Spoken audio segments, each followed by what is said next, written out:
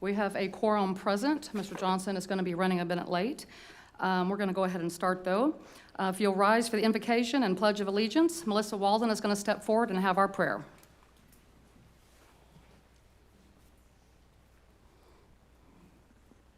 Father, we thank you for what you've given us.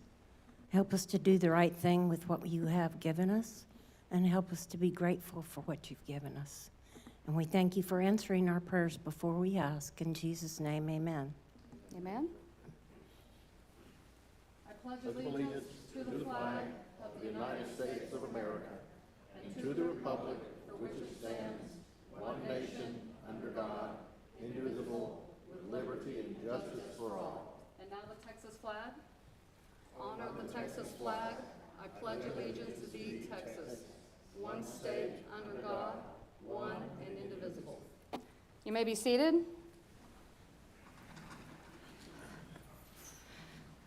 I want to thank you all for coming. It looks like we have a nice big crowd tonight and a full room. We're going to move into agenda item number 2, mayor's announcements. So first off, again, thank you for coming. And that was some great eclipse that we saw, wasn't it? Did everybody get to see the eclipse? I hope you did. I participated up at the Thompson Observatory. SWAU put on a great event there. They had a lot of food trucks, and they had a lot of people selling wares and lots of different things, T-shirts and stuff. So we appreciate you, SWAU, for doing that for the community. I want to give a thank you to Sergeant Matt Seal for providing security as well. He did a great job. I didn't see any issues at that event. I thought everything went smooth. And like I said, the clouds parted just in time, and we got a great view. And I had never experienced one before, so that was my first one. So that was pretty neat. So I may have to go to, Iceland or Spain next, because I think that's where the next one's going to be. So if anybody wants to buy me a ticket, I don't have any money, so.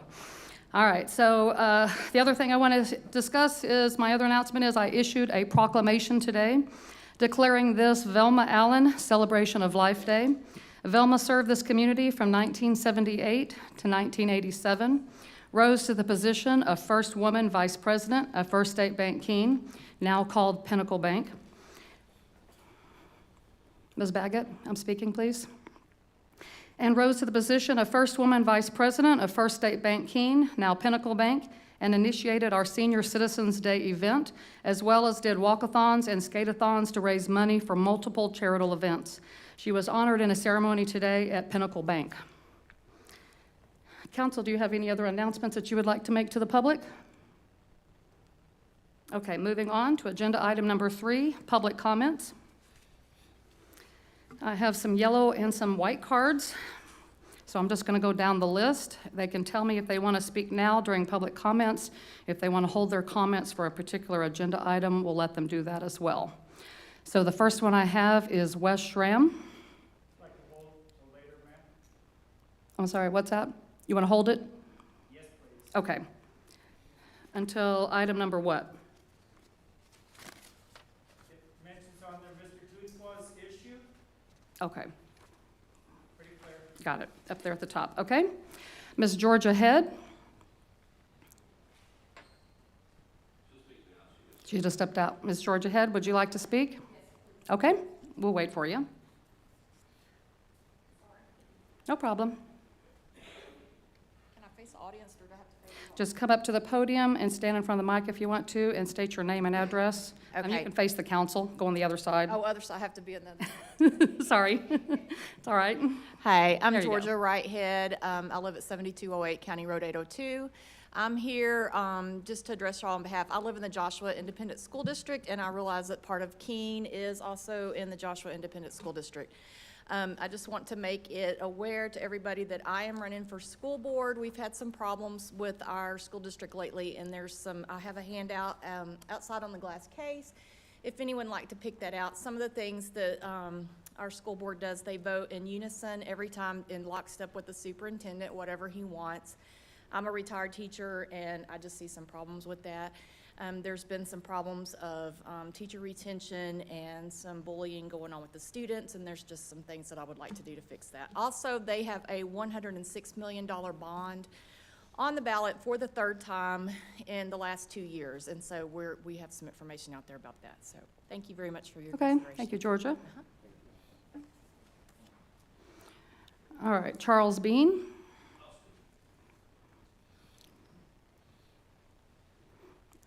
If you'll do the same, just step to the podium and you'll state your name and address. Okay. My name is Charles Bean. I live at 1516 County Road 706, and I'm here for the same purpose as Georgia Head. I'm running for school board in Joshua Independent School District, Place 3, and I just was told that there was a neighborhood representing here today that was in our district that I thought I should come and introduce myself. I've left some cards outside that have a brief overview of what I stand for. I have a construction background as a contractor, and I'm looking to stop unnecessary spending. I want wise spending for my school district, and we're going to stop some corruption issues we have, and I can evaluate things that the school's asking for monetarily wise from a construction point of view, where she has more of an educational point of view. So as a team, we're going to work together to we'll vote differently than the other people because we need to represent our citizens. I'm not representing me, I'm representing the people, and right now they're representing the school. That's all I have to say. Okay, thank you, Charles. Appreciate it. I'm a glass case if you need. Okay, thank you, sir. Owen Larson.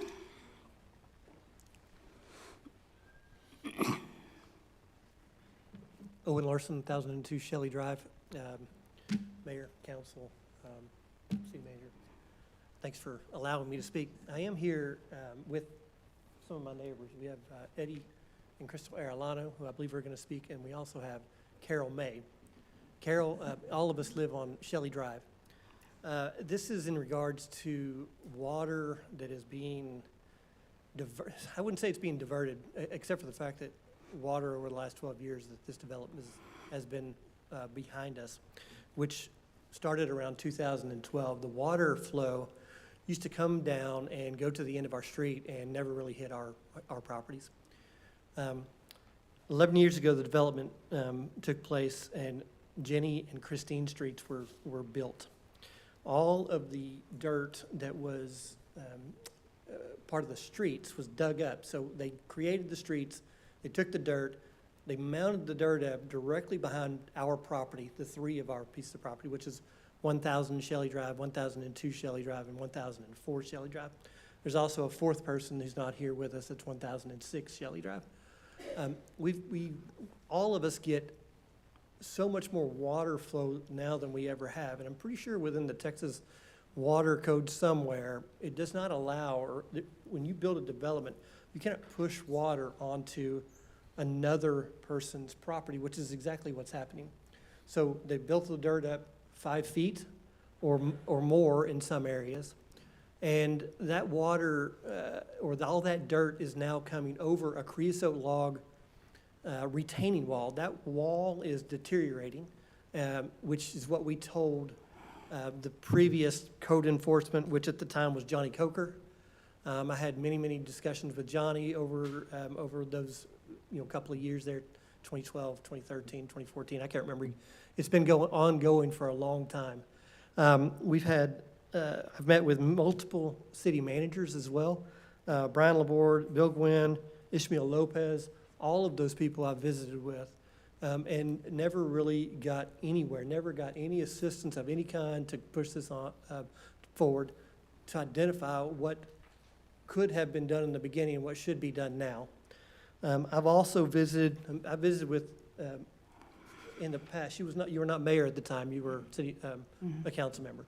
But I've visited with Mayor Parrish. I've visited with Mayor Heinrich, Mayor Ackerman, and Mayor Robinson.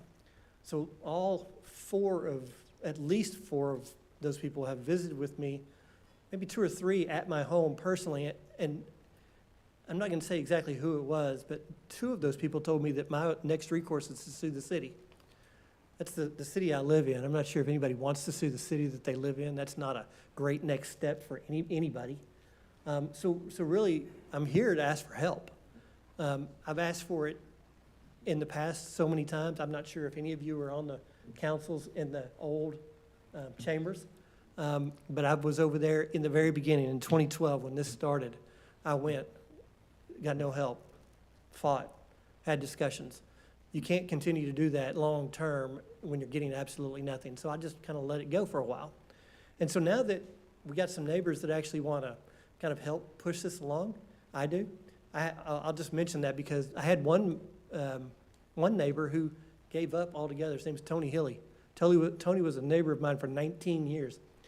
He left. He moved out of the city because of the city management. I mean, I can't, that's terrible, first off. And he's a great guy. I mean, he would, if he knew I was here, he may have shown up. But he moved for no other reason than because he was not getting any assistance from the city. Obviously, I wrote a lot. I know I've got just a few minutes, but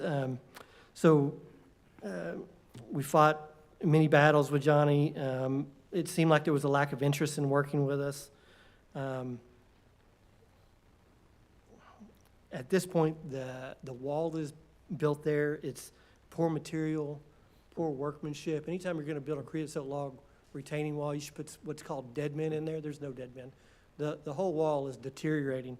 I have pictures, actually. I don't have them with me. I'm going to put them on a thumb drive, and I'll provide them back to the city. That'll probably, if I can do that tomorrow, I will. If I can't, I'll do it before Monday. Already said that. I guess, really in short, we just kind of had enough, and we kind of humbly asked for some assistance here. We don't want to move forward with any lawsuits. I'll be honest with you, I have met with an attorney who said they'd be willing to take this up, and that's not the step we want to move forward with. We want you guys to work with us. And so I just asked for that help. Thank you. Thank you, Mr. Larson.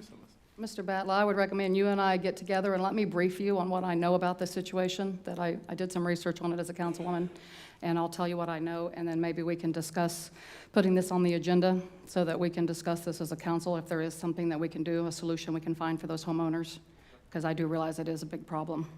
Thank you, Mr. Larson. Eddie Arellano.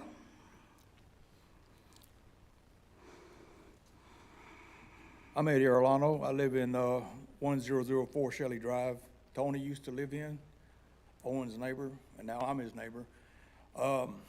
Yeah, it's been a big mess. I'm begging for some help because I've spent $5,000 out of my own pocket to get me a drain to get all this water out of my backyard. It was coming into the house, and I've come to the city. This guy's came to the house. I'm not sure what his name is, Don, I think. He's came to the house. Wasn't easy getting him there. And nothing ever been done. And it's just getting worse. I've got a 10-foot fence, cedar fence, beautiful fence. It's being pushed out. And I don't think the city's gonna pay for my fence. I've got pictures of the fence. I've got pictures of the dirt coming into my yard. The last rain was really bad. I mean, it didn't flood, but the sand is just this thick. And it's nonstop. And I'm like with Owen, I'm asking for some help. All right. And I really appreciate it. Thank you for coming before us and letting us know. I appreciate it. Thank you.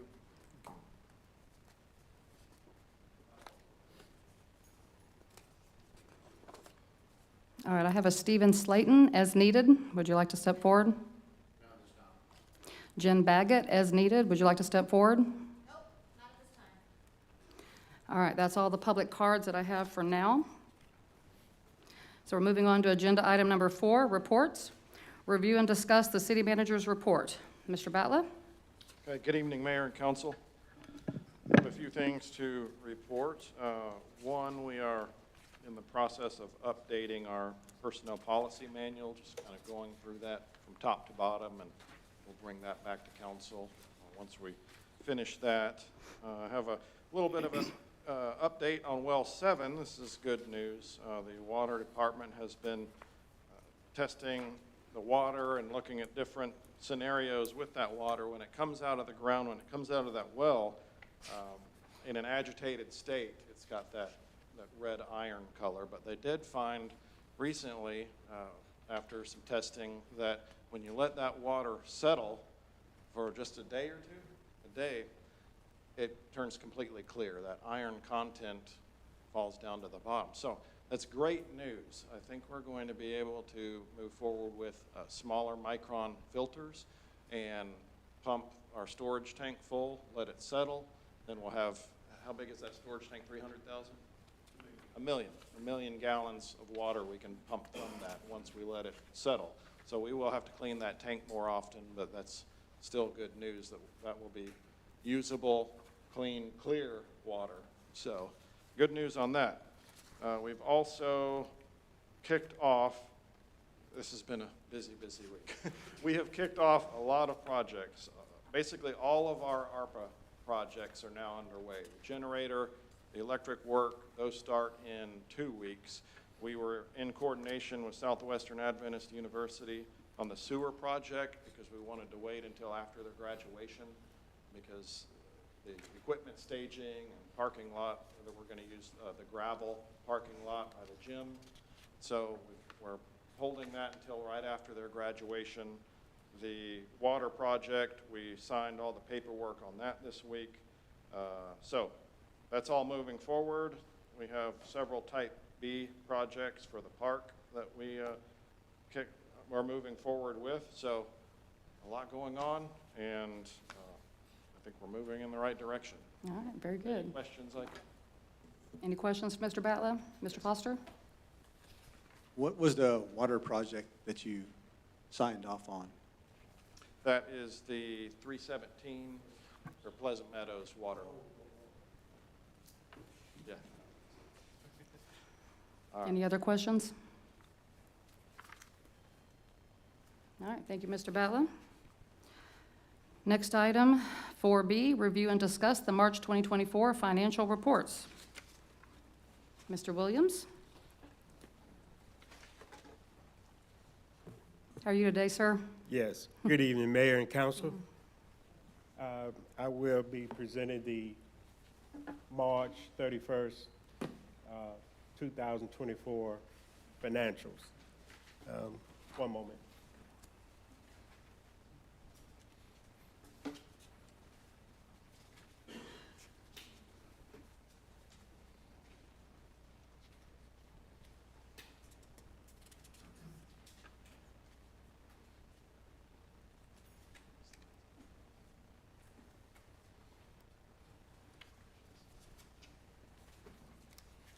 Sorry for the delay. What I have here for the revenues, the first thing to point out is our property taxes. As you can see, we have met the goal. Extremely important on that. Compared to March of last year, we was at 95%. I did a projection 3 or 4 months ago and saying that we'll be close to 98 to 99%, if you can recall. But we are over that goal, and this is halfway point. That's good news. So we're probably getting some small residuals in the next 5 to 6 months, but the main thing is we met our goal, and that's very, very important. The sales tax, we're doing okay with that. It slowed down quite a bit. We're at 44%. We did have a good outing for the month of March and bring in 111,000, which is good. That trend may somewhat be subjective in the next few months, according to what the sales would be. And the other big number that I kind of want to touch on with is with the miscellaneous revenue, that at 51%. I want to touch with that because thanks to Councilman Bells and the rest of the council members in increasing our money market rate up to 5.12%. It increased tremendously. I mean tremendously. And we're looking for a good number toward the end of the year. This will help our revenues. And the bottom line numbers are very good. You can see in blue, we right at 4,056,000. Which is 72.4%. I kind of project somewhat little or less than that percentage, but that lets you know that's very favorable in that. Any questions? Next slide, just real quick, kind of going over our city manager in that conservative approach. We are well below that 50% mark, the bottom line number in blue again at 46.9%, which is very good. If you have any questions on that, I'm here to answer any. Sales in comparisons is very close to last year, as you can see. It was a little more in the percentage-wise because we had less budgeted. We only budgeted 1.2 million versus 1.3 million for this year. So that's the only difference in that. Next slide's property taxes. Here's where the catch-all. We received for the month of March 103,000 compared to 63,000 last year. So as you can see, we're well above the target, which is great news for that. Water and sewer fund, good news on that. The bottom line number, we're at 55.1%. We are well over our halfway point in the revenue collection. Although when you really look at the specifics, we still need some build up on the commercial billing and sewer billing with that. And hopefully during the summer months and seasonal, most likely that would catch up.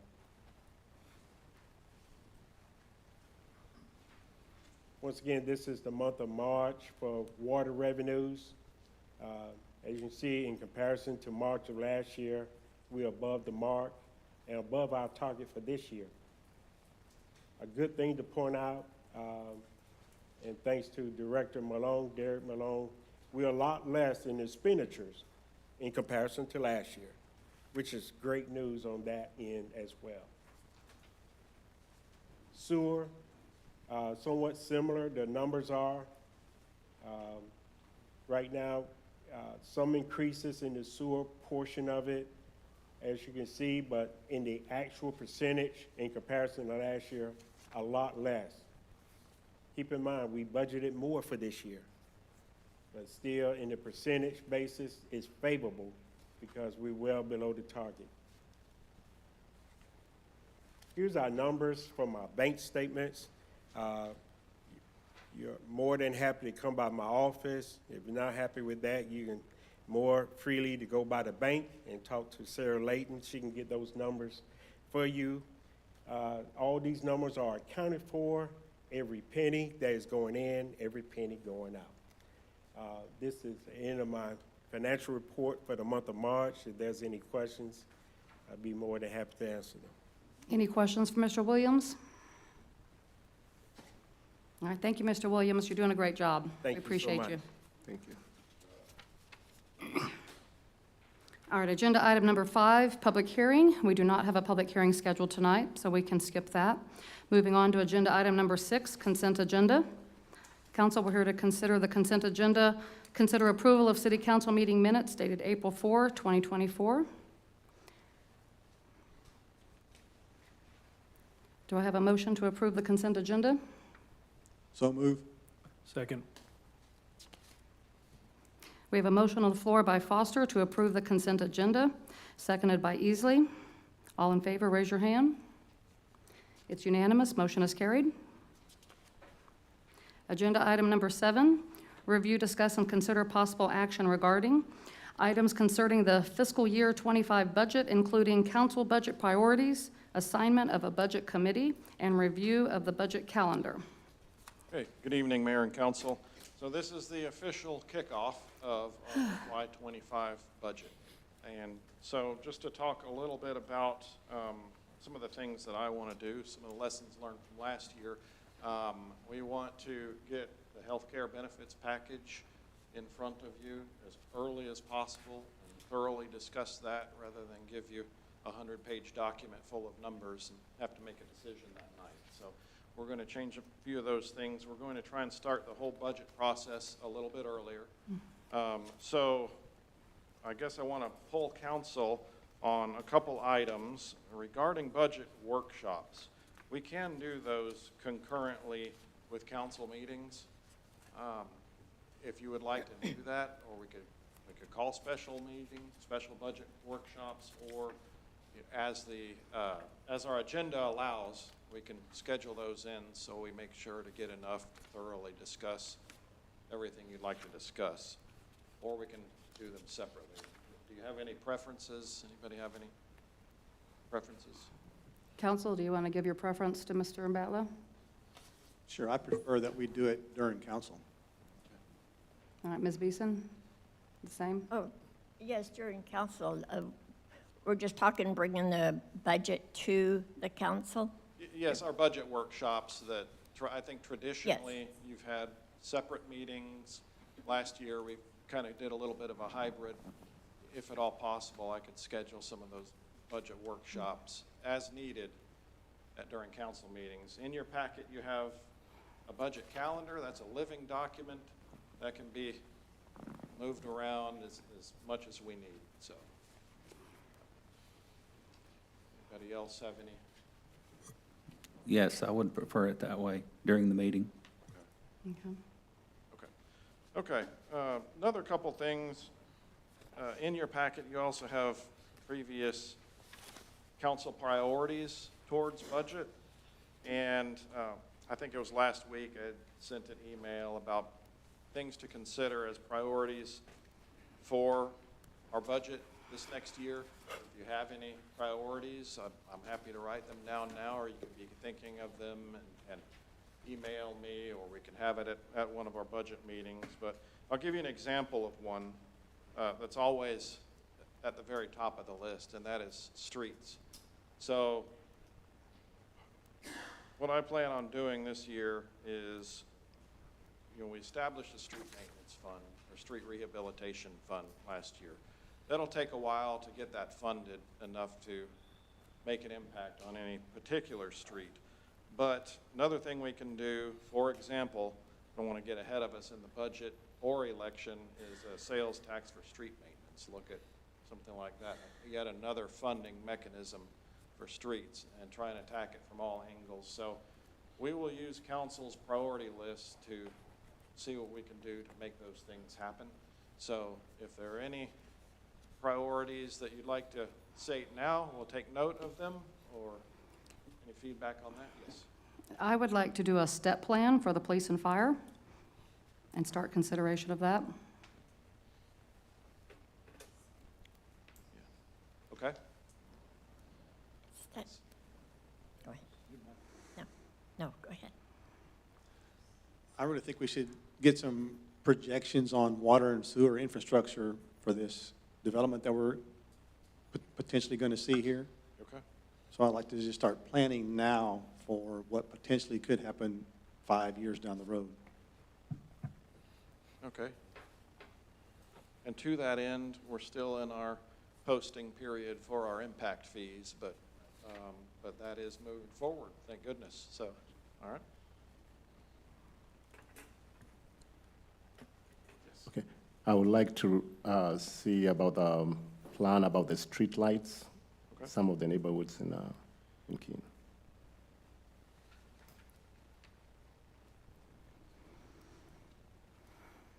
Anything else, council? If you have thoughts or ideas for priorities, please Then email just- them to me and I will compile them and we will go over those. The other thing we need to discuss is in the past, last year, I know you had assembled a budget committee. I'd like to see what y'all would like to do as far as a budget committee. Council, you just want to do the budget during the council meetings and not do a committee? I think that's the consensus. I think that's best for, well, it would be best for me. I do not want to see a budget committee. Okay. That's my opinion. Any objection to that, council, from anybody else that would like to see a budget committee? Okay, I think we'll just proceed probably then through the meetings and just have the budget workshops that you're going to schedule. Okay. And we'll just do it as a group. Okay. Okay? All right. Well, we'll get that kicked off. Thank you. Do we need to make any kind of a motion or anything?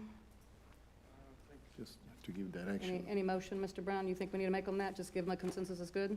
No, it's just more the discussion item, and Okay. as long as they're taking good notes. Okay, we'll move on then. Agenda item number 7B, Review, discuss, and consider possible action on the requirement for fire hydrants in North Hill Estates along North Hills Terrace, Dorothy Drive, and County Road 805B. Okay, good evening again, Mayor and Council. I have staff here And- ready to answer questions on that. I have our Public Works Director and our Fire Marshal here. that Okay. can speak to some of the fire protection, water supply issues there. We have a note here. We have received one email from a resident to the City Council. We are asking that the council consider installing fire hydrants in the North Hills Estates area. Fire safety is a big concern. With the hot, dry summers that we have, grass fires can easily occur. I would hope that this is a concern of the city. Another consideration is our homeowners insurance. Homes within 1,000 feet of a fire hydrant get a considerable discount. With insurance costs rapidly rising, this would be a huge help. Thank you for your time. Russ and Kathy Kunkel at 2700 North Hill Terrace. Okay, you could advance that. Thank you. And I have an email as well to read, so maybe we can do that, and that'll address the problem, and then we can try to figure out a solution. This one came to me by email. My name is Stephen Scroggs. I live at 2716 Hill Lane, Cleburne, Texas, 76031. Although we have a Cleburne mailing address, we live within the city limits of Keene, Texas. I'm unable to attend the meeting this evening because I'm working tonight until 8:30 p.m. in Grand Prairie. I've asked Mayor Parrish to read this at tonight's meeting. My wife and I live in North Hill Estates up on the north side of town. We bought our home there in June of 2022. Shortly after moving in, I was contacted by my insurance company and asked a number of questions about the community. This was to determine our homeowners insurance policy rates. One of the questions was, how far away from your house is the nearest fire hydrant? I didn't know for sure, so I went out and checked.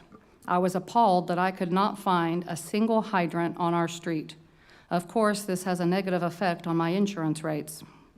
I then went over to North Hill Terrace and found that there were no hydrants there either.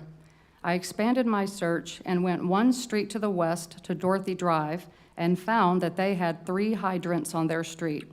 I checked and found that Dorothy Drive was not part of our subdivision. It was, however, served by our water company. The Southwest Water Company water tank on the north end of Dorothy was for their street and North Hill Estates. I contacted Southwest Water Company in an attempt to determine why there were no hydrants for our street. I made numerous calls and talked to customer service personnel, technicians, and tried to make contact with an engineer and management by leaving numerous messages and emails, but no one gave me a valid response. The only proposed solution I received was that I could pay $1,500 to install my own fire hydrant in my own yard. I continued to try and get some kind of resolution by emailing and phoning for over a year and never received a response or explanation. I recently added up all my bills for water from June of 2022 up to my most recent bill. I've paid a total of $23.31 to Southwest Water Company for a period of less than 2 years. Less than a third of that money went to actually paying for water usage, $766.06. The rest is in base cost and fees. I think that the fees they charge me and my neighbors entitles us to get basic services that the City of Keene says that we should have. After giving up on getting any response from the water company, I called the mayor of Keene, Lisa Parrish. She was at that time also acting as the city manager. She agreed that our subdivision should have fire hydrants, and she made several attempts to resolve things with Southwest Water Company. She was told more than I ever was. They told her that there were 2 issues. The first one was that the water tank on Dorothy was not large enough to hold enough water for the hydrants. If this is true, then why does Dorothy Drive have 3 hydrants? The second reason for not putting hydrants was that our water main lines were not large enough to support hydrants. Well, they offered to install a hydrant in my yard for $1,500 back when I first contacted Southwest Water Company, so this doesn't make any sense either. Either the City of Keene needs to take over the water services for our area, or they need to demand that Southwest Water Company comply with the city ordinance and put in hydrants. I am paying for services to Southwest Water Company, the City of Keene, including the Fire Department, and Johnson County. A public safety service such as fire hydrants should be available to everyone in the city limits. If you have any questions or possible solutions, my contact information is below. I am also willing to provide you with my spreadsheet showing my water bill cost and the water bills themselves. I also kept several of the emails to Southwest Water Company. Respectfully, Stephen Scroggs. So I think that pretty well sums up the problem. He actually did a very good explanation of what the issue was, and that was what I did find last summer. Mr. Martin and I researched this and tried to reach out to Southwest Water Company. And the problem is the lines on that street are either 3 or 4 inches, and you have to have 6 inches to have a line in order to have a hydrant. So that's what we're here to discuss tonight, to see if we can come up with any kind of solution to help these residents. Okay, so you see on your screen, it's hard to see on the small screen, but there is no blue piping in our area, which is our water infrastructure. This is not our water CCN area, so we do not have any infrastructure there. I did ask the fire department and water department to get together and to figure out a rough estimate on what it would take to put hydrants there. My understanding is that we can go into a different CCN as long as we're not selling water. We can with fire protection. If you could advance this slide. And this is what they came up with. So I believe it's every 300 feet per code you have to have a fire hydrant. In residential, 500, okay. So we took the amount of linear feet, how many hydrants. One problem is we would have to loop, and they are correct. We do have to have enough volume to justify the hydrants. So we have to loop a large enough service line into that area and around that neighborhood to put the hydrants in. So the total for that project would be 2.3 million-ish.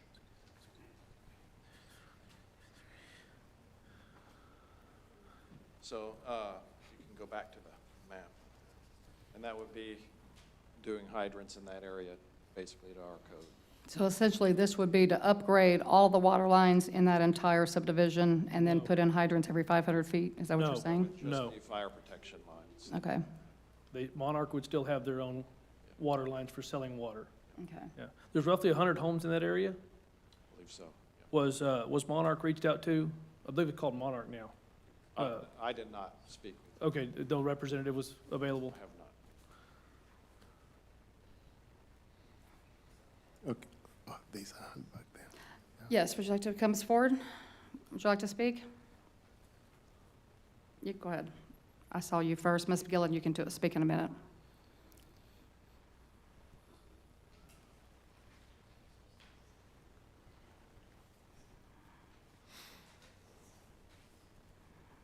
State your name and address. Pull it forward. Yes. I'm Galen Cyphers.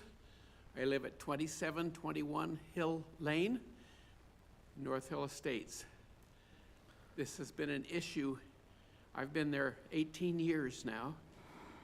I live right next door to where Dr. Bailey used to live, who developed that whole area starting about 40 years ago. And he was very ambiguous about why we didn't have any fire hydrants there. It is so strange, as has already been mentioned, that when you go to Dorothy, and there's only 3 streets in that development, Dorothy, Hill Lane, and Hill Terrace. There's, as has already been said, there's 3 hydrants on Dorothy. That's the same street that our tank is on. Why there are hydrants there and not on Hill Lane and Grand Terrace, we've always wondered. It is true that someone has already said that affects our homeowners' insurance because we do not have any hydrants there. I do understand from the discussion already that the problem seems to be that our main lines aren't big enough. Obviously, if that's the case, then the issue has already been mentioned that in order to resolve that, it's going to take umpteen millions of dollars. And my big question was how much of that would be out of each of our pockets that own property there. The other thing that really doesn't matter, but it is interesting to know that in the over 40 years since that project was begun to develop, and of course it took it a while to get filled in because it was sold off individually, is that there has been only one house fire in that 44 years. It happens to be on Hill Lane. Fortunately, it was put out quite quickly. It did damage the kitchen a great deal. The point is simply that all of us who live there are very, very, very careful, and the chances, and we don't have enough grass around there that isn't our lawns to make a grass fire. The issue simply is what is the purpose of trying to put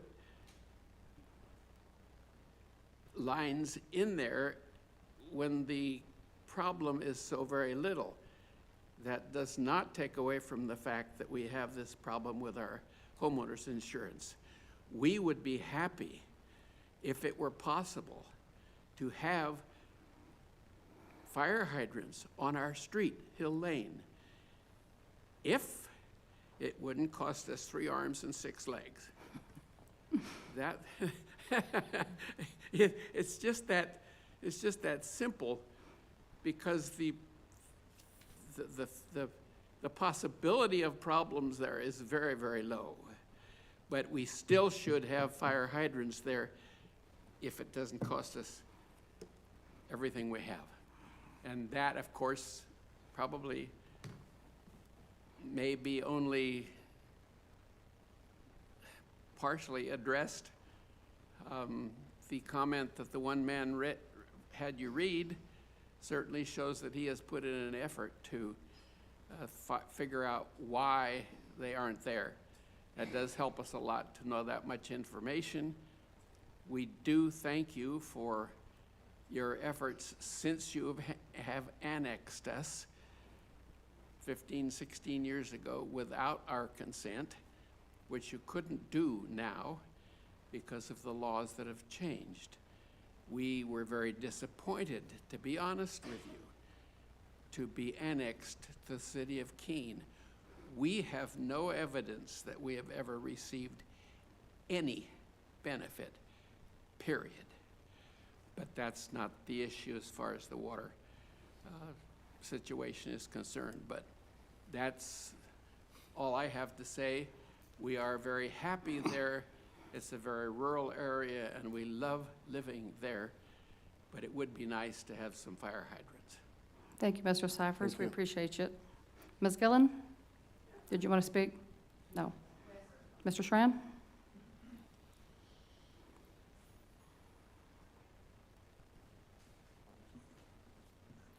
West Ram 1002 West 4th Street in Keene. I appreciate Mr. Gutwa bringing this to council.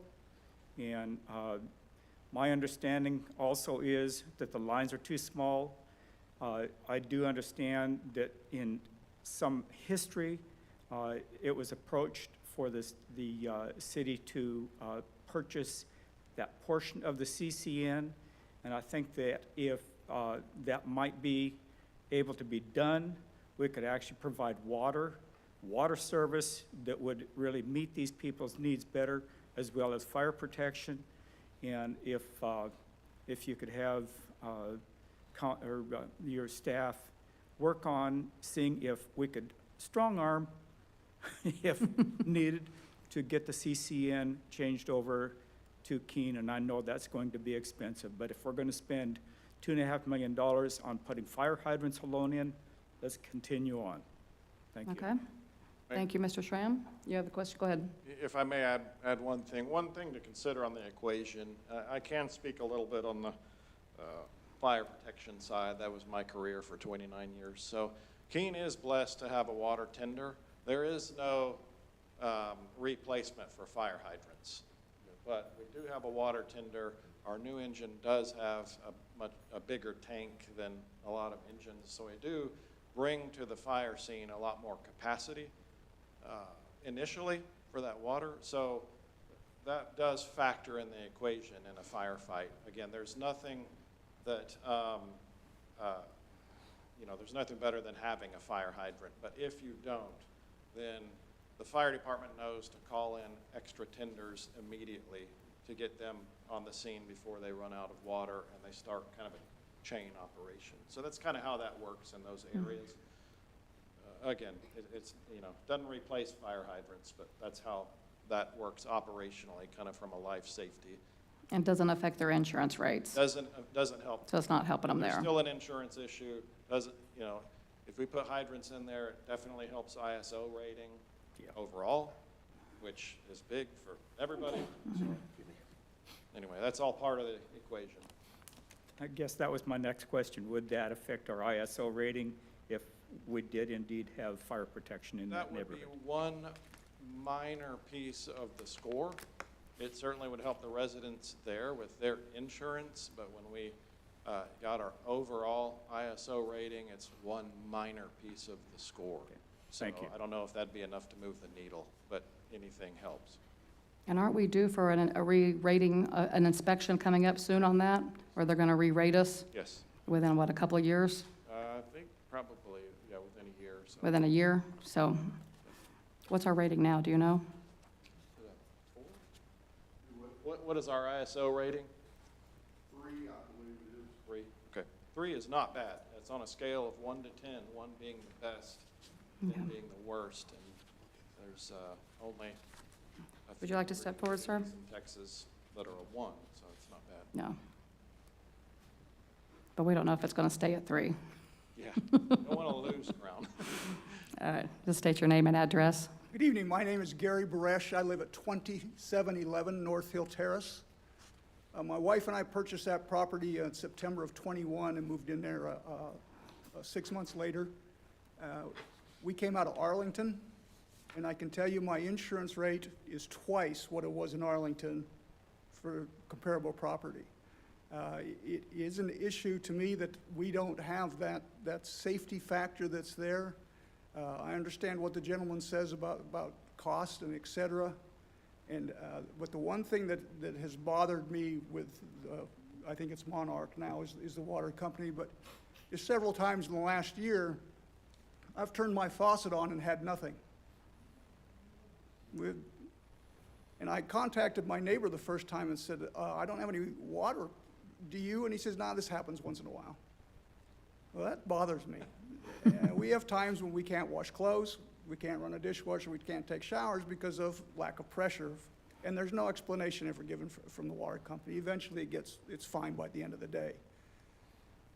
But in talking, the cost that was brought up about putting the fire hydrants in, putting those lines in, I would ask the question if it's possible to purchase that from the water company and put us on city, and where you're not just doing a fire hydrant line, you're doing a line for all the residents there.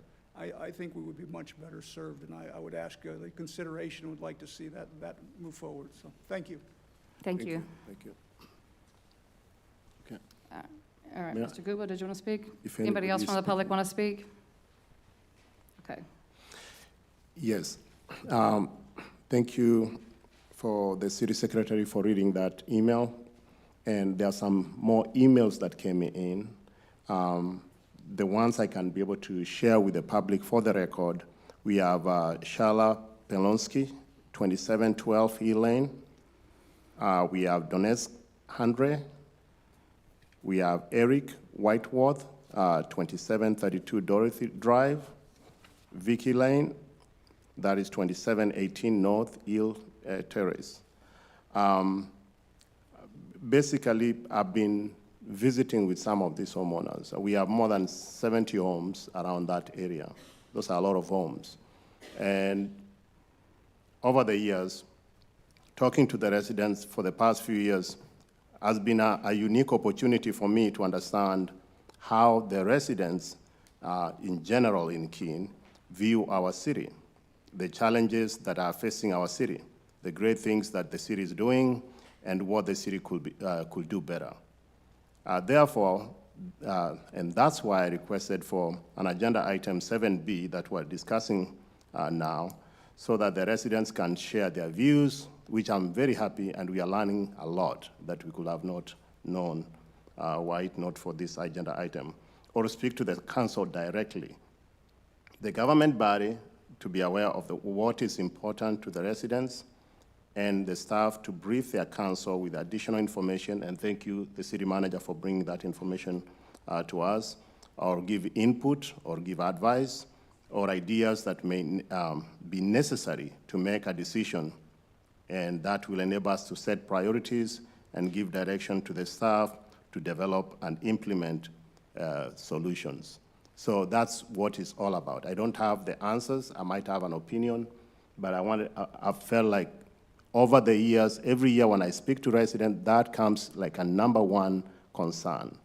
And as a city, we can say that's not our CCN, that's not our problem. We can tackle that. We can take care of that. We have enough, fire, equipment. But we have to know that the insurance does affect those homeowners, like any other place where they don't have fire hydrants. I know there's also another one, there's Presidential and others. So that's the reason why I brought it here. I don't have all the solutions, but by discussing like this and giving direction to the staff to go and do more research, bring the options. You can work with the company and see what are their options right now, and see if there are some options to apply for grants. I don't know. So there are a lot of options that we can explore to give some relief to these residents so that they can be able to enjoy the greatest credit card or investment that they have invested in Keene, which is their homes. Thank you. Just some more information that I did last year when I was researching this. Derek was helping me and getting information when I was interim city manager. He said that he thought Dorothy had a 3-inch line. I don't know that we've confirmed that. So I don't know how they could have 3 hydrants if they have only a 3-inch line. Yeah, they may have hydrants on them, but there would. Yeah, they have 3 hydrants on Dorothy. That's what we were thinking. And the other information that I got is apparently Southwest Water Company is very hard to reach. They don't like to give out their phone numbers. They have strict policies, I was told, about giving out phone numbers of their supervisors. There was an employee that we were talked to that said that they only have 4-inch water lines over there, and the minimum, of course, is 6 for a fire hydrant. And that's just some of the stuff. I had an exchange of several emails that I did in trying to do some research on this.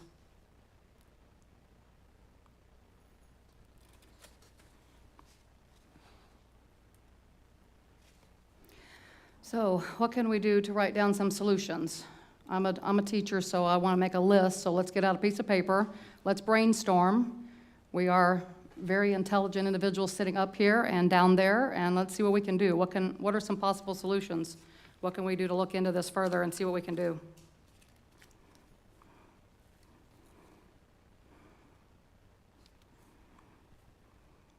So purchase the CCNN, that was one. I don't think we can hostilely. Don't think that we can do that? Take them over, yeah.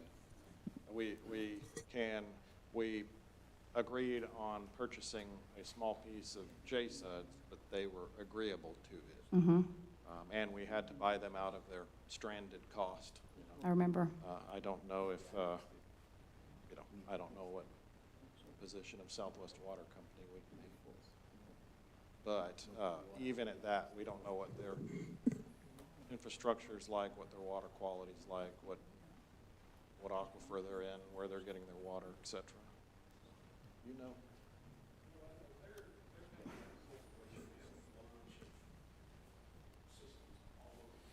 You want to step forward, Mr. Malone? Give us your expertise and opinion.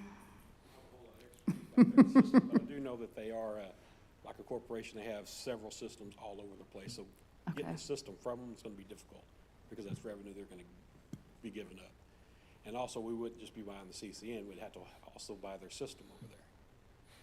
And it's going to be pretty high. I don't know if we can afford that. I mean, it would be nice. to have that area, but it'd be difficult to.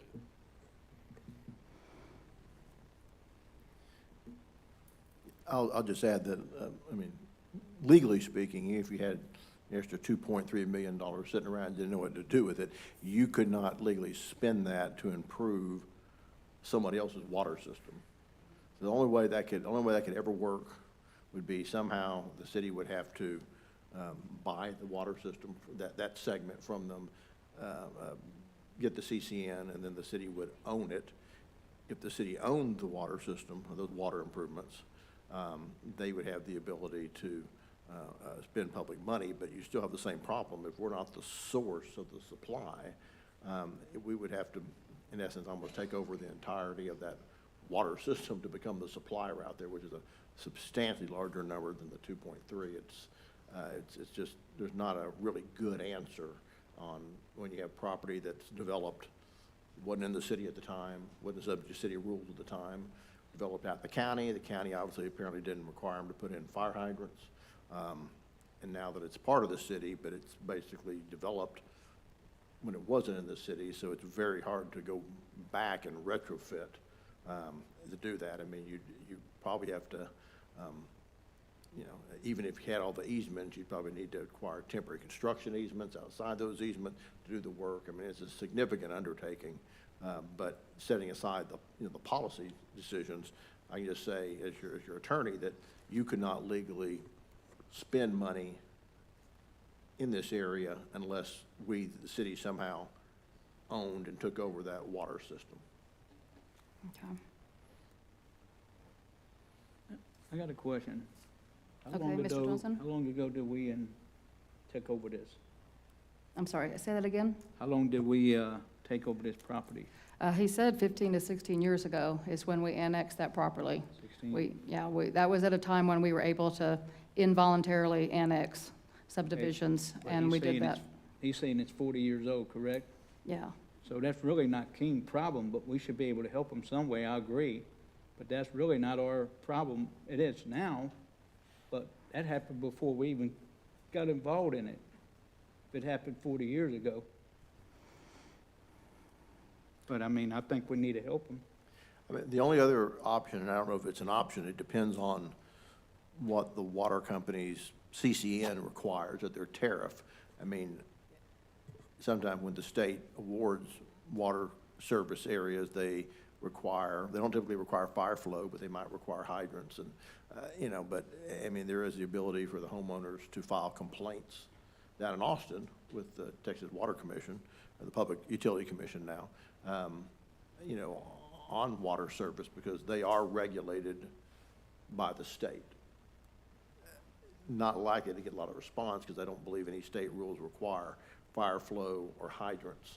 Obviously, if you're turning on your water and you don't get any water, I mean, one of the requirements of getting a CCN is that you're supposed to be able to provide continuous, adequate water service. So if you're turning on your water hydrant on a regular basis and you're not getting any water, then you might have the ability to file a complaint or raise the issue down in Austin.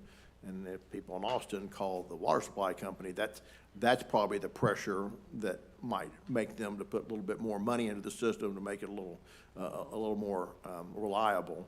But like I said, the city has no jurisdiction over that. It would really have to be something you would have to raise down with the appropriate authorities down in Austin who awarded the certificate of necessity and convenience for the water. The only thing I can think of is to see if they would be interested in buying out of their CCN and what they think it's worth and what we think it's worth, and look at the expenditure versus revenue, et cetera.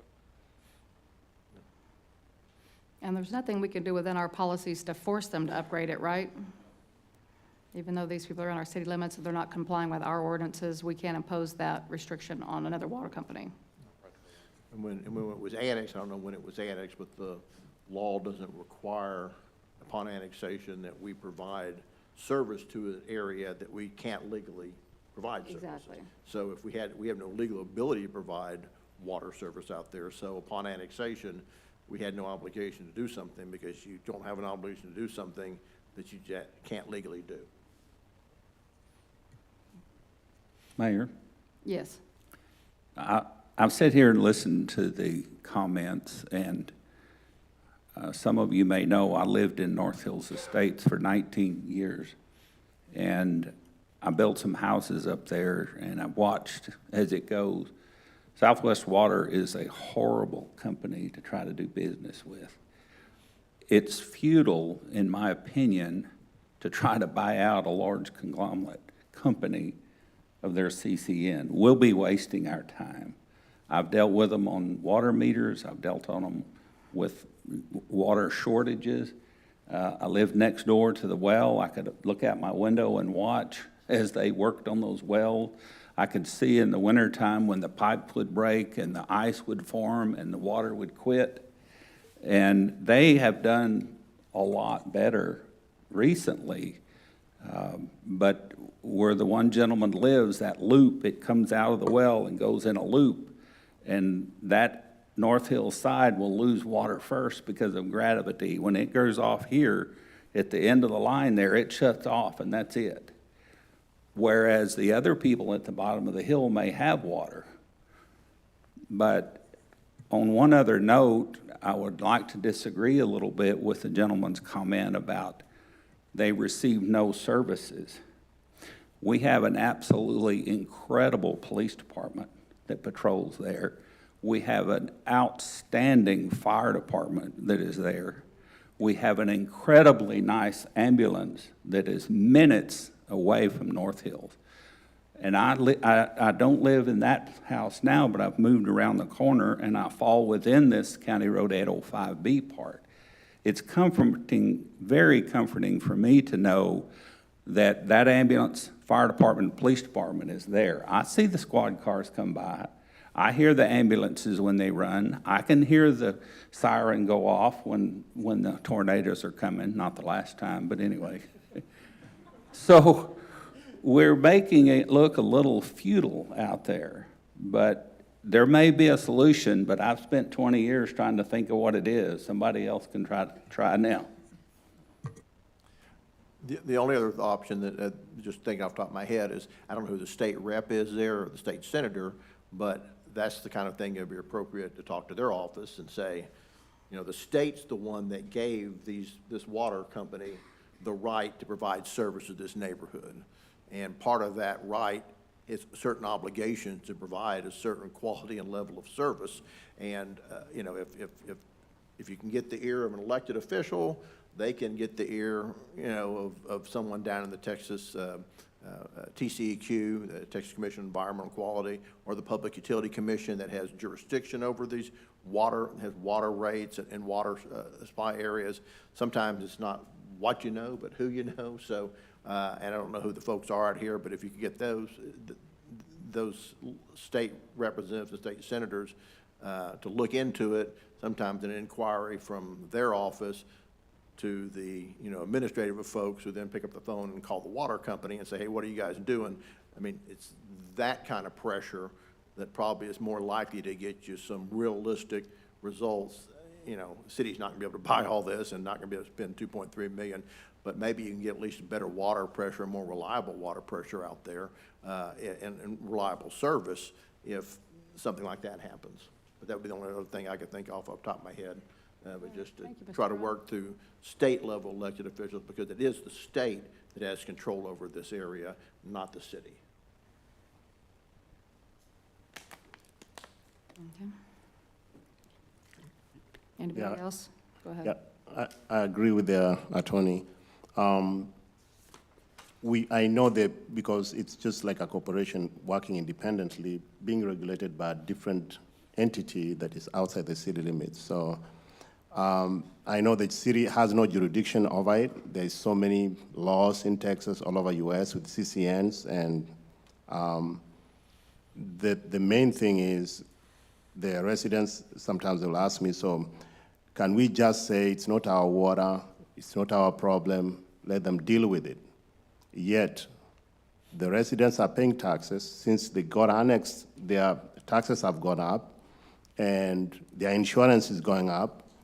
And these companies operating within, yes, the requirements of the state under the CCN requirements, But the residents are kind of, the shoes that they are wearing is kind of, is tight, it's getting tight every time. So what kind of relief can the city offer? And I agree with you that maybe we should create an option for the residents to be able to either look for a framework to be able to get these complaints from the citizens and then reach out to the state or the representatives and tell them, we have a company that is working with the city, within the city limits, but we are having some problems with the complaints, and we want to make sure that we are within the requirements that everybody is abiding by, those who are within the city limits. So I think that pressure might be able to help to give some relief and maybe make it better or make some changes. Thank you. So you think maybe start with the state rep, our district? Yeah, I mean, just reach out to their office and just see if they feel they have any ability to, they may say, well, it's a local problem and we don't, have anything, we can't do anything, but if you're just looking to explore all your options, I would say contacting your local state level officials who do have some ability to have influence with the state bodies that regulate this water company, it would be a good start.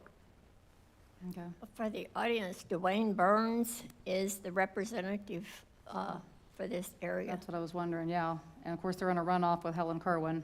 That'll be coming in May, and then we'll find out He which is one the will actually serve. representative Yeah. right now. He's the current rep. Somebody else want to speak back there? Ms. Gillen, did you raise your hand? No? Okay. Anybody else want to speak from the public? Council, do you have any more discussion you want to make on this item? Oh, okay. Would you like to speak again? Council, are you okay with him speaking again, Mr. Cyphers? Okay. Go ahead and step forward.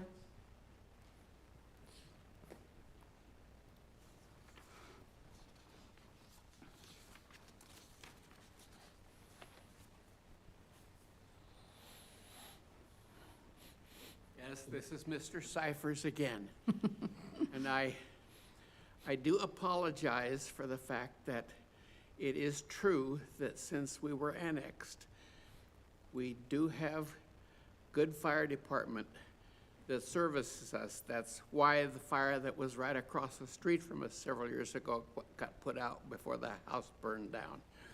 And we do once in a long time. Now, obviously, we're not looking at the street all the 24/7. But we do once in a long time see a police patrol that area. It doesn't seem to us that it's very adequate, but we don't have an issue there anyway. We don't have any bad people living there. We're all upscale. But I do apologize for not giving recognition to the fact that we do have good ambulance service, we do have good fire service, and we do have police efforts. There is a crazy twist to this whole thing that probably most of us homeowners do not know. But because I was a good friend of Dr. Bailey's and lived right beside him for a number of years, he told me, I have no official confirmation of this, but I do know that Don Ross, who used to live there, Dr. Don Ross, till he sold, and I both understood that we actually have water rights on that property. So he and I checked out, this is several years ago. It would cost us at that time about $30,000 to put a well on our own property. But we actually have a legal right to get water ourselves there. However, this may be known to you people and not, but Dr. Bailey is the one who originally drilled that well that was supposed to service that area. It eventually got so that it wouldn't service it because there were too many homes there, so they drilled the well deeper. That solved the problem for a while. But eventually that did not solve the problem, and a few years ago, they actually ran a 4-inch line from some other source, I don't know where, but it came on 805B and down to that tank. So there is water now that comes to that tank that does not come from the well that it's beside. All of this really doesn't solve our problem, except that it does seem to us that there should be some way, since we are now part of the city of Keene, that we could somehow manage to get some solution to that problem. It is true that, I repeat again, that we don't really have much of a problem there, but insurance-wise, it does make a difference. But I just thought it might be interesting to know that my understanding is that we actually have water rights there. What good would it do us if we're, if the well that services us or did service us all by itself can't even go any deeper and they can't get any more water, according to Dr. Bailey. So, you know, there's not much point in spending money, even if we could afford it, to spend 30, and it's probably more than that now, $1,000 to put in our own well, if the water substance underneath there isn't sufficient. Anyway, I'm just babbling, but I do thank the city of Keene for those services that we are getting. And there is a time or two even when I have had to call to get assistance from the fire department because of my physical inability today. I'm fine as long as I don't fall down, but then then I don't get up without assistance. Anyway, we're very, very happy to live there. Neither Joyce nor I have ever lived any place that we enjoyed so much, and I'm turning 92 next month, and she's turning 86. All right. Well, happy early birthday. So anyway, thank you very much. Thank you, and I didn't Mr. mean to Cyphers. cause a problem, but the chances are that there is, according to what I've listened to, the chances of our really resolving the problem are pretty nil. So we'll just do the best we can. All right, We thank you. appreciate your efforts. Thank you.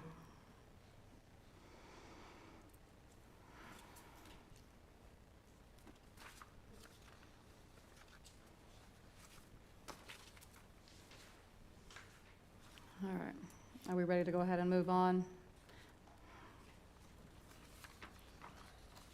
Okay, agenda item number 7C, review, discuss, and consider possible action on suspending the yellow card rules for members of the public to speak at council meetings. Now, we had this item pop up, I think, at the last meeting, very similar. And Mr. Foster, you brought this back up. Do you want to begin the discussion on this item? Sure. Okay. So for the public who aren't here, we developed a code of conduct to be used here in council chambers and out in the public as well for the council members. And one of the items was requesting that the citizens use a yellow card if they wish to speak. And I was under the impression when we voted on that or approved that the yellow card use would be if we needed it, if it was necessary to control the crowd. Maybe half of that side was pro and this side was con, or vice versa. Things could get out of hand quickly. So we had that regulation or guideline in place that we could implement that if needed. Well, since these code of conduct was implemented, the mayor has been more of a, I want to say stickler, that might not be the word, but has stuck to the law as opposed to the intent of the law, I suppose, and had people bring a yellow card. And that's why we had some folks tonight that just said they were just going to put a yellow card in as needed. I would say dispense with the yellow cards entirely, maybe except with the exception of someone who wanted to speak during public comments.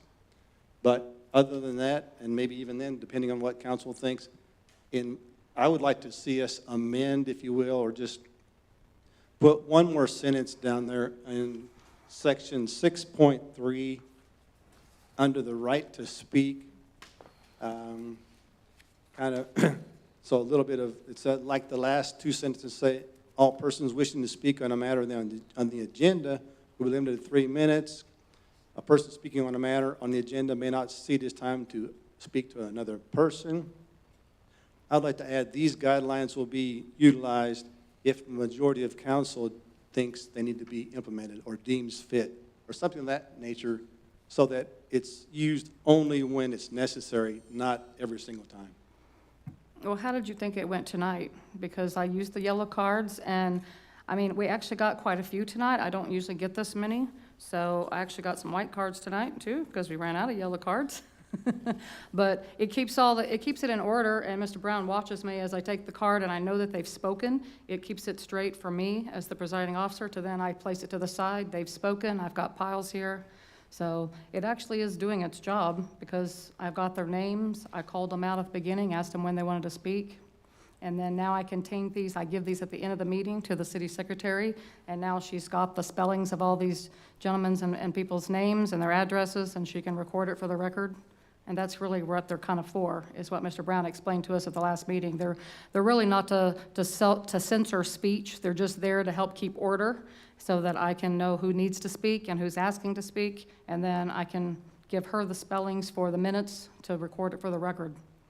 Yeah, as long as the meeting is conducted in a lenient manner as it was tonight, I'm fine with it, but the You previous indicated to meeting- me at the last meeting that's what you wanted, that yes, I am following to a strict letter of the law, because you did adopt, this council did adopt as a governmental body, rules of order and procedure, and you did inform me that you did that for me because you wanted me to follow them. And so then I started following them, and twice now we've brought it back before the council to change them. But if you So- recall, when we implemented this whole procedure, these rules, it was stated that these would only be used, the yellow card, this would only be used if needed. Are That you was- talking about during public comments, or are you talking about No, action during items? Action items. Yeah. Action items? Action items, yeah. Action items. But either way, I mean, I'm just one guy on council. Whatever council, yeah, if you. I remembered pointing out that that one was one that we had not been putting to practice on action items. I had just been calling people to the podium, raising their hand. If there was no objection from the council, I was just letting them speak. And that's what we were doing, and I wasn't asking them for the yellow cards. When you put the rules in place, that's when I started asking for the cards, because that's what the rules tells me to do. So we could amend that if the council wants to do that. If we just make the right motion, would be able to do that under this act. It says, review, discuss, and consider possible action on suspending the yellow card rules. We actually need to amend the rules of order and procedure, do we not? So do we need to bring that back, though? Yeah, I mean, I think it's a discussion item. If the council is of the mindset that they want to eliminate the requirement for the sign-up cards, appearance card, yellow cards, whatever to call them, then I think someone makes a motion to do that, and then you have your city attorney or the staff revise the rules and bring them back to be adopted. You can't orally amend That's what I was- written rules That's what I was that were thinking. adopted, but you can certainly make a motion for staff to Okay. bring back revised rules that reflect the way the council wants those rules to be implemented. That's what I was thinking. Mr. Foster? I can understand the need for the names spelling on the yellow card, but honestly, the majority of folks who address the council, I mean, tonight's the exception. Everybody knows how to spell. The 6 or 8 people who typically speak, yeah, I can understand if the city secretary says, sir, would you mind, or ma'am, would you mind filling out a yellow card so I have your name spelled correctly? I don't think we'd be out of line there, but as far as having every person, just my thoughts. I just want to streamline the process, make it open to the public, make it easy to talk to us, and bring their opinions. So I think what Mr. Brown is saying, if we want to make a motion to suspend the use of the yellow cards during action items, we can do that tonight, or give direction to staff to bring this back to us to amend the rules of order and procedure where we can remove that condition. Do we have to actually change it, or can we just kind of lax it a little bit and do the yellow cards at the very beginning? I mean, I don't know. I'm just for making it easier for the public to speak. And they have the right to speak on an agenda item where they want to speak, right? Yeah, Right. that's what, So- yes, they do, with the yellow card.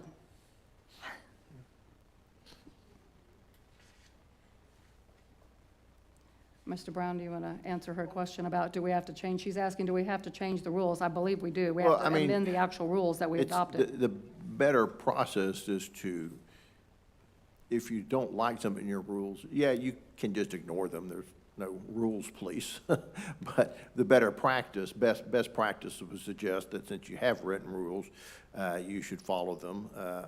And if you consistently don't want to follow them, which is fine, then should probably amend the rules. And it may just be that these rules still just, I mean, they're still pretty new. And like most things, you implement them and you kind of work out the cracks. And, you know, the mayor was reading the rules and implementing it one way, very strictly. And then the council said, can you have a little more flexibility? So she's a little more flexible. I mean, you know, maybe one approach is just to, let's just see how the meetings go going forward. I mean, the old adage, if it's not broke, you may not need a formal fix. I mean, it seems like nobody has complaints at all tonight with the way the meeting went, and people were allowed to speak. They're allowed to come up and speak. Nobody was turned away. If that's the way things continue in the future, then something tells me we may not need any kind of formal action on something if the council is generally comfortable with the way it's proceeding like it did tonight. Everybody happy with how it proceeded tonight? All right, Mr. Schramm?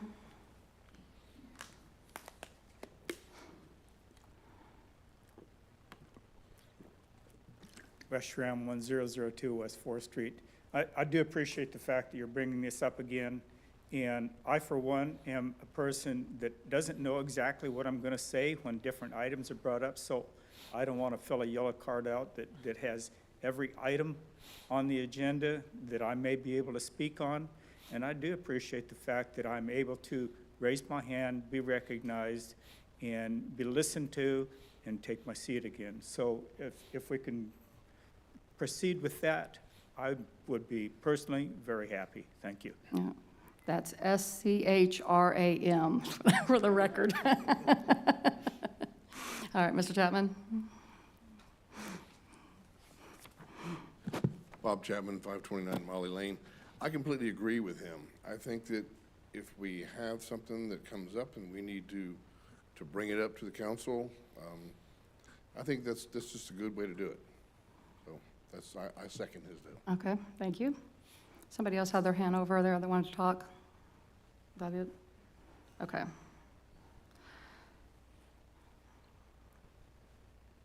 If you're good with how I'm doing it, I'll just keep doing it and we can just move on and, okay? If you're comfortable, and I'll just wait for council to object. If somebody comes forward and I ask them to speak and you don't want them to speak, I'll just wait for you to overrule me and say you don't want them to talk. And we'll just kind of do that. Okay? Yep. All right, moving on to agenda item number 8, executive session. We do not have one on the schedule tonight, so we can omit agenda 8 and agenda 9, which is reconvene, and move on to agenda item number 10, request for future items on the agenda. All right, council, do you have anything you would like to add to the next agenda, which is going to be on what day? May 4? What day is that? No, not May 4, May 2nd. I knew it was coming up in May, so okay.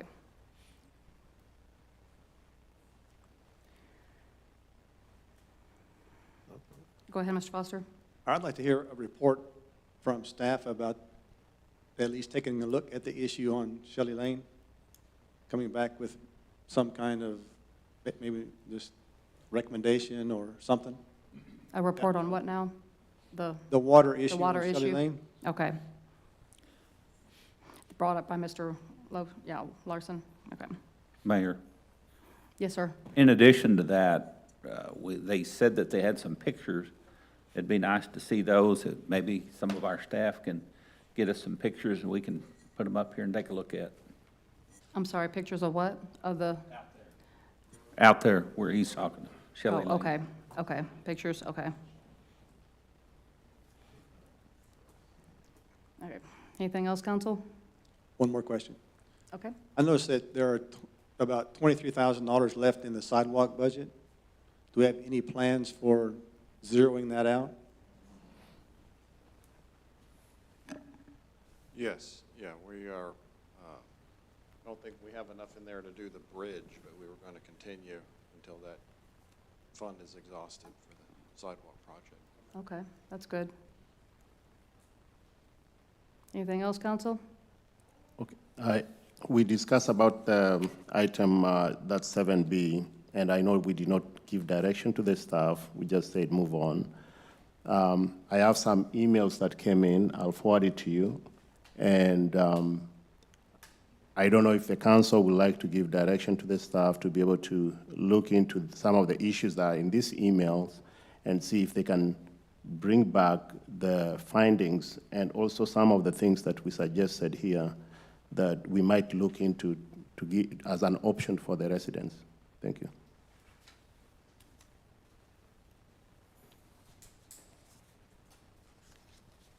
Sorry, can I get some clarification on that?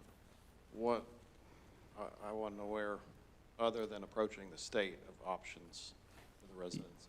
Yes, I'll send all those emails. That might help you to be able to make a case if you're trying to Oh, to the state. to call them on their behalf. Thank you. Okay, help them make a case, okay? Anything else, council? All right, if there's no objections, it's 7:25, meeting is adjourned.